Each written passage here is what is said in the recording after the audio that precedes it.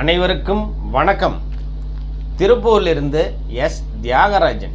சரி, இன்னைக்கு நம்ம பார்க்க இருக்கும் தலைப்பு மகர ராசி அல்லது மகர லக்னம். ரெண்டு பேர்த்துக்குமே இது பொருந்துங்க. மகரம்ங்கிறது யாரு அப்படின்னு கேட்டிங்கன்னா, இது சுகபோகத்தை அனுபவிக்காத ராசிங்க. எல்லாம் இருந்துமே அனுபவிக்காது. அப்புறம் வண்டி வாகனத்தினால இவங்களுக்கு தொல்லை. தந்தையவோ அல்லது தாயவோ பிரிந்து வாழும். இவங்க வீட்டில் குழந்தை இல்லாதவங்க ஒருத்தர் இருப்பாங்க அப்படின்னு சொல்லுது. ஏன்னா அன்னைக்கெல்லாம் கூட்டு குடும்பமாக இருந்தாங்க. அப்படி இருந்துச்சு. இன்றைக்கெல்லாம் தனி குடும்பமாக இருக்கிறதுனால அந்த மாதிரி வாய்ப்புகள் கொஞ்சம் இருந்தால் என்னென்னு நீங்கள் பார்த்துக்கோங்க. சலவை செய்யும் தொழிலாளி பக்கத்தில் இருப்பாங்க அப்படின்னு சொல்கிறாங்க. பக்கத்தில் என்ன பின்னாடியோ முன்னாடியோ ஏதோ பக்கத்தில் இருப்பாங்க அப்படின்னு சொல்கிறாங்க. இன்னொன்று வந்து பார்த்திங்கன்னா, நம்ம இது வந்து சுடுகாடு பக்கத்தில் இருக்குன்னு சொல்கிறாங்க. சுடுகாடு பக்கத்துலன்னா நம்ம இங்கேருந்து பார்த்தாலே அந்த சுடுகாடு தெரியும் அப்படிங்கிற டிஸ்டன்ஸில் இருக்குது அப்படின்னு சொல்கிறாங்க. இது மேடு பள்ளமான இடம்.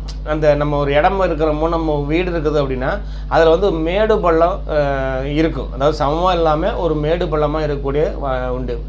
அதே மாதிரி நம்ம வீட்டுக்கு பின்னாடி பூநூல் போடுறவங்க, அந்த ஆசாரியார் அல்லது சாமியார், இவங்க யாராவது ஒருத்தர் இருப்பாங்க அப்படிங்குது. சாக்கடை இருக்கும். அதாவது பன்றி சுற்றி திரியும் சொல்கிறாங்க இல்லைங்களா, அந்த பன்றி சுற்றி திரியக்கூடிய சாக்கடை எங்காவது நம்ம பக்கத்தில் இருக்கிற மாதிரி இருக்குது. மெட்டல் வீடுன்னு சொல்கிறாங்க. அதாவது நம்ம வீடு ஒரு மெட்டலில் கட்டின மாதிரி ஒரு அமைப்பு இருக்குது அப்படிங்கிற மாதிரி ஒரு விதி. இந்த மகர ராசியில் பிறந்தாலே மூட்டு வலி பிரச்சனை, நரம்பு சம்மந்தப்பட்ட பிரச்சனைகள் உண்டு.